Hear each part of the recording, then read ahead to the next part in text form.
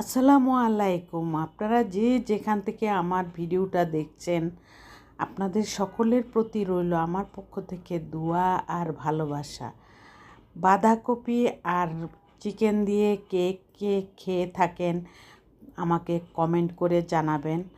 আর এই বাঁধাকপি দিয়ে চিকেন যে কত মজা আর হয়, আর বিফ দিয়ে, মাটন দিয়ে অনেক মজা লাগে।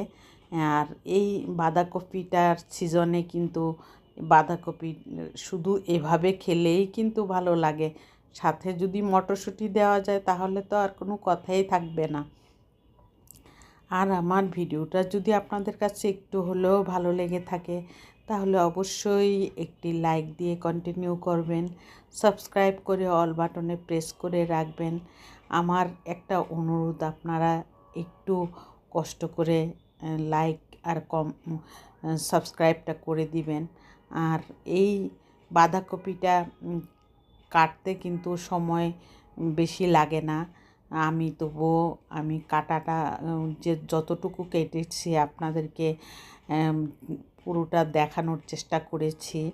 আর এই বটি দিয়ে দাঁড়িয়ে দাঁড়িয়ে কিন্তু কাজ করতে অনেক সুবিধা হয়, আর অনেক কিছু কাটা ছাটা সব কিছু করা যায়।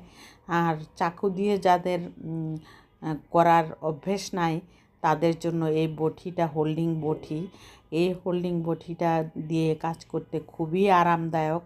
আর আমি তো প্রায় 3.5 বছর হয়ে গেছে আমি এই বটিটা কিনেছি। আর এই বটিটা দিয়ে আমি সব কাজ করতে পারি ইনশাআল্লাহ। তারপরে বড় বড় মুরগি যদি কাটতে হয় তাহলে নিচে বটি আছে, ওই বটি দিয়ে কাটি। মাটিতে বসে অনেক কষ্ট করে কাটতে হয়, আর এটা দিয়ে কাটলে একদমই সহজ হয়ে যায়। আর আমি বাঁধাকপি যে রান্না করছি, যে বড় একটা ননস্টিক প্যান নিয়েছি, যে ননস্টিক প্যানে রান্না করলে কিন্তু অনেক সুন্দর হয়, তলাতে লাগে না।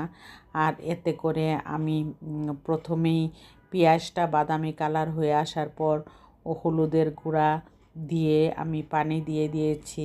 দেওয়ার পর আমি সব ধরনের মশলা দিয়ে দিয়েছি, মরিচের গুঁড়া, ধনিয়ার গুঁড়া, ভাজা জিরের গুঁড়া। তারপরে শুধু এলাচি দারচিনিটা দেওয়া হয় না, কারণ এটা একটা শাক জাতীয় খাদ্য, সেজন্য আমি এলাচি দারচিনি তেজপাতা এগুলি অ্যাভয়েড করি। আর এই বাঁধাকপির মধ্যে না দিলে এগুলি খুবই মজা হয়। আর ভাজা জিরের গুঁড়াটা দিলেই কিন্তু অনেক মজা হয়ে থাকে। আর এই বাঁধাকপিটা দেখতে দেখতে হয়ে গেছে। আর এই নামানোর আগে অনেকগুলি ধনিয়া পাতা দিয়ে, কাঁচামরিচ দিয়ে তারপরে কিন্তু আমি নামিয়ে নিলাম। আর বিকালবেলা একটি কেক বানিয়ে নিলাম, যে কেকটা অনেক ফুলে উঠেছিল।